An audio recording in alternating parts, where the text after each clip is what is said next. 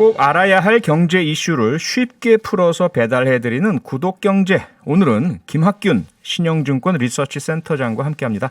어서 오세요. 네, 안녕하십니까? 네, 안녕하세요. 오늘은 금융시장에서 갈수록 커지는 개인 투자자들, 네, 예, 대중의 힘 네. 생각해보자 이렇게 주제를 들고 오셨네요. 예, 그렇습니다. 네. 제가 증권회사 애널리스트로 올해 25년 차 하는데요. 네.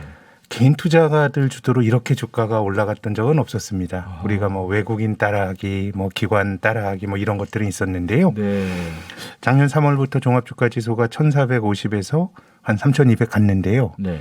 이 기간 동안에 그 기관 투자가가 37조 원을 팔았고요, 순매도했고요. 예.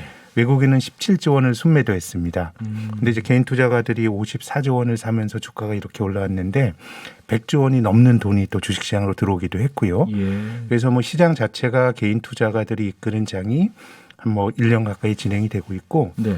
또 일반적으로 이제 개인 투자가들은 분리된 하나하나에 흩어진 투자자라고 뭐 생각을 하는데요. 그렇죠. 그렇게 행동을 해왔는데 네. 지금 뭐 개인 투자가들의 목소리가 높아지면서 뭐 한국에서는 공매도에 대해서 뭐 아주 뚜렷한 힘으로 의견을 내고 있고 네. 또 미국인 또 게임스탑이라고 하는 또 그 예. 종목과 관련돼서도 이제 개인 투자가들이 헤지펀드와 맞서는 모습이 나타났기 때문에 네. 아무튼 국내외적으로 이 하나하나 개인 투자가들의 힘이 참 커진 것 같습니다. 네.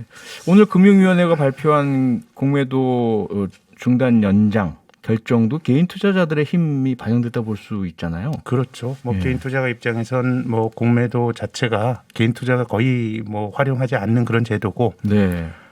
뭐 이건 좀 충분히 저는 논의하고 또 논란의 여지가 있다고 생각합니다만은 공매도에서 굉장히 피해 의식을 가지신 분들이 존재하다 보니까 네. 굉장히 조직적인 목소리를 내다 보니까 아하. 오히려 뭐 정치권이나 관료들도 신경을 안 쓰기가 힘든 상황이 이제 돼버린 것 같습니다. 네. 그리고 지난주에 미국의 이 공매도 전쟁 게임스탑 네, 사태 네. 설명해 주는 게 정말 이게 무슨 왕좌의 게임 보는 것 같은 예, 느낌이었는데 뭐 금융 역사책에 기록될 만한 사건 아닙니까? 뭐 그렇습니다. 일단 뭐 굉장히 드라마틱한데 이 네. 게임스탑이라는 회사가 이 말 그대로 게임을 오프라인에서 파는 회사입니다. 예. 근데 게임은 성장 산업인데 이걸 뭐 오프라인에서 팔다 보니 지금 뭐 많은 게임이 다 온라인으로 다운로드 받아서 하는데 네. 뭐 장사가 잘 안 돼서 이제 뭐 적자로 반전이 된 예. 이렇게 뭐 조금 부실 기업이라고까지 말하기는 어렵지만 좀 형편이 안 좋은 기업이었는데요. 네.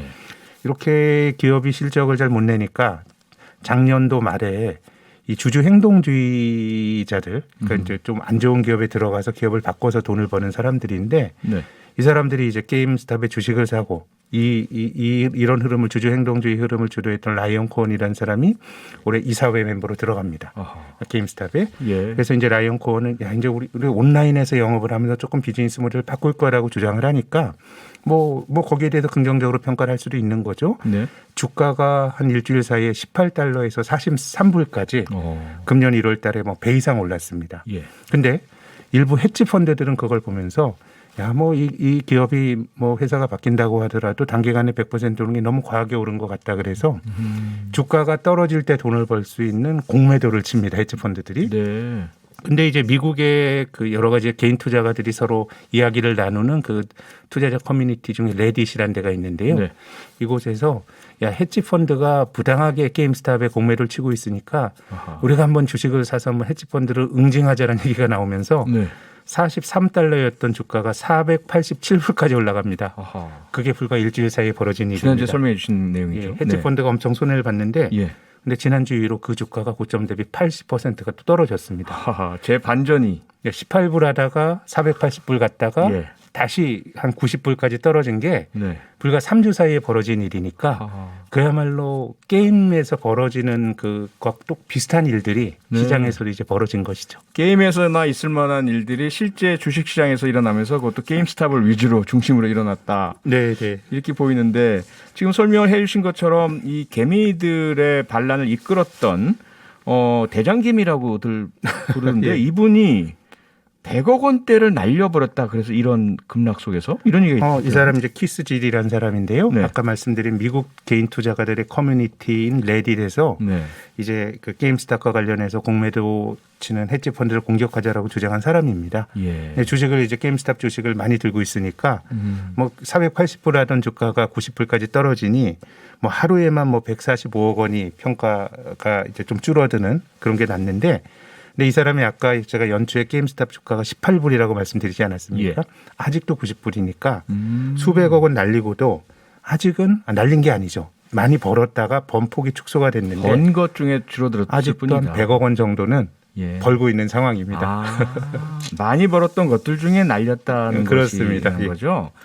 어쨌든 이런 상황에서 그 좀 나오는 이야기가 뭐냐면 주식 시장에서의 권력 이동, 금융시장 혹은 월가에서의 권력 이동이 일어났다. 네. 과거에 권력을 쥐고 있던 전문가들, 프로들이 오히려 휘청거리고 전혀 아마추어로 볼 수 있는 개인들이 오히려 네. 권력을 쥐고 흔들고 있다. 이게 예. 맞는 얘기인가요? 뭐 그런 면이 있다고 봅니다. 네. 물론 이제 지금 뭐 게임스탑이나 이런 사안을 놓고 보면 뭐 아직까지 누가 이겼는지 단언하기는 어렵고 예. 여전히 이제 치고받는 저런 게임이 진행이 되고 있다고 생각하는데, 네. 확실히 지금 전문가들이 가졌던 권위나 이런 것들이 많이 약해진 것이 예. 일단 정보가 많아졌는데요. 이제 그러다 보니까 전문가들이 가지고 있었던 배타적인 지식의 우위 이런 것들이 많이 약해진 것 같고, 네. 또 앞서서 이제 개인 투자가들이 굉장히 분리된 하나의 흩어진 투자자로 행동을 했었는데 지금은 연결이 강화됐지 않습니까? 네. SNS로.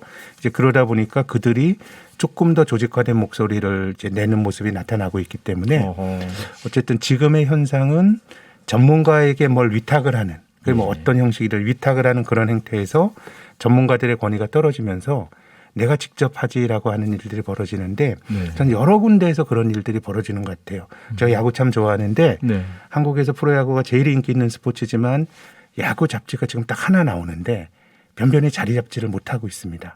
그게 왜 그러냐 하면 이 야구 전문 기자들이 쓰는 기사가 블로거들보다 좋지 못해요. 아하. 훨씬 더 야구에 대해서 많은 아는 사람들이 존재하는데 네.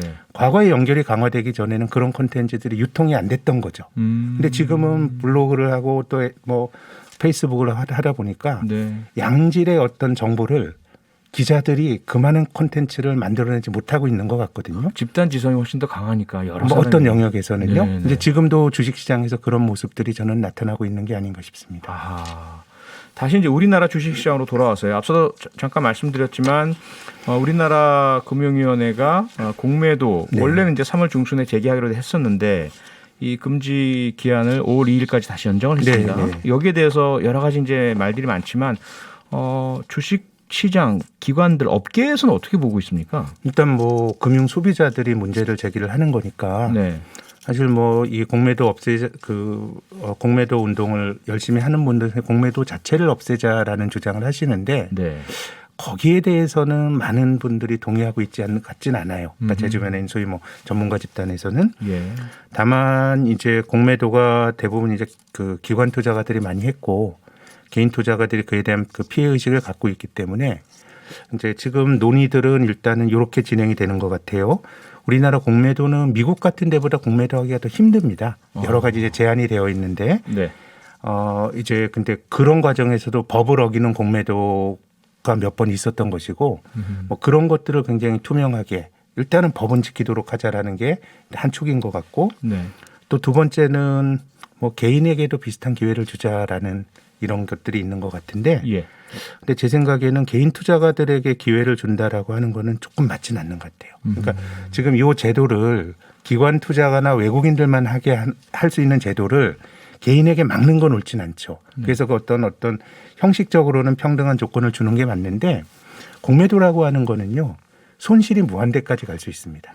내가 주식을 사면 내가 1,000만 원 주식을 샀다고 치면 주가 기업이 부도나면 1,000만 원만 날리면 끝인데요. 그렇죠. 공매도는 사서 나중에 미리 팔고 나중에 사서 갚아야 되는 건데 주식이 올라가는 거는 무한대로 올라갈 수 있거든요. 아, 그렇죠. 그렇죠. 이론적으로 주가가 올라가는 한도는 없으니까 네.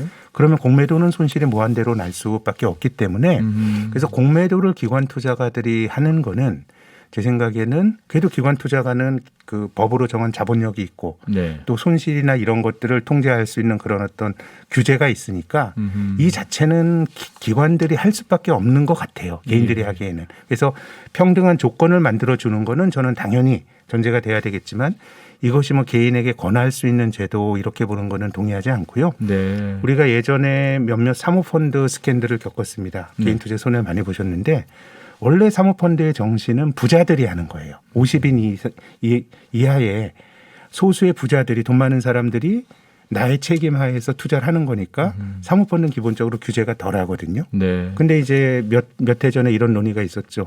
아니 그렇게 좋은 건데 왜 부자들에게만 하게 해? 그러면서 사모펀드의 그 렛대를 달고 팔았습니다마는 실제로 은행 창고에서 막 팔고 공모펀드처럼 팔았는데 이게 사모펀드로 팔리다 보니까 잘 규제가 안 된 거예요.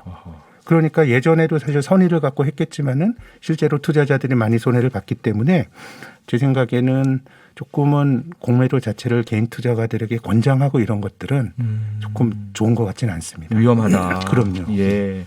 자, 또 한 가지가 이제 그러면 5월 2일부터 만약에 공매도가 재개가 된다면 대형주가 지수를 막 움직여서요. 공매도가 막 많이 이루어지고 하면서 주가가 휘청거리고 출렁일 것이다. 그러면 개인 투자자들은 엄청나게 손해를 볼 것이다. 이런 우려의 목소리가 나오던데요. 일단 공매도라는 것 자체가 네. 뭔가 주가를 기본적으로 아래로 떨어뜨리는 힘이 존재하는 건 맞습니다. 네. 근데 대형주는 굉장히 아주 많은 돈이 있어야 움직일 수가 있는 거거든요. 예. 그래서 공매도로 인해서 시장이 뭐 흔들릴 수 있다. 특히 이제 대형주에 대해서 그거는 제 생각엔 조금 과한 우려인 것 같고 오히려 이제 공매도가 이슈가 되는 거는 몇몇 작은 종목들에 대해서는 특히 이제 바이오 주식들은 네. 이게 논란이 많을 수밖에 없어요. 그 주식은 지금 당장 돈은 못 벌지만 미래에 잘 될 거란 기대를 가지고 주가가 형성이 되다 보니 네. 좋게 보면 아주 좋게 볼 수 있는 거고 나쁘게 보면은 껍데기가 왜 이렇게 주가가 높아라고 볼 수도 있기 때문에 거품이다 이렇게 볼 수도 예, 그래서 전 대형주보다는 바이오주를 비롯해서 논란이 되는 그런 종목들이 실제로 공매도와 관련해서는 좀 논란이 많을 텐데 아하. 그래서 저는 뭐 이번에 대형주 중심으로 공매도가 재개가 되더라도 네. 뭐 그 단일 요인 때문에 뭐 시장이 크게 흔들리거나 이러진 않을 것 같고 네. 오히려 이제 공매도가 예전과 같이 갔을 때 특정한 영역에 있는 몇몇 종목들이 조금 뭐 공매도의 실질적인 어떤 좀 부정적이라면 주가가 네. 떨어진 그런 효과들이 나올 수도 있을 거라고 봅니다. 자, 그럼 지금까지 이 공매도에서 다양한 논란도 있었고 조치도 있었고요. 그리고 이제 우리 한국 개인 투자자들의 움직임에 대한 것, 또 미국 게임스탑 사태까지 다 짚어봤는데 어떻습니까? 미국과 한국만 그런 건가요? 아니면 금융시장에서 네. 전 세계적으로 이렇게 대중들, 개미들의 힘이 막 약진 도약하고 뭉치고 크게 발휘되고 있나요? 뭐 크게 보면은 그런 일들이 발생하고 있는 것 같고요. 전 세계적으로요? 네, 근데 한국이 조금 더 극단적인 것이 예. 미국이나 이런 데는 개인 투자가들의 힘이 게임스탑 보신 것처럼 굉장히 커지고 있는데 네. 주식형 펀드로도 기본적으로 돈은 들어옵니다.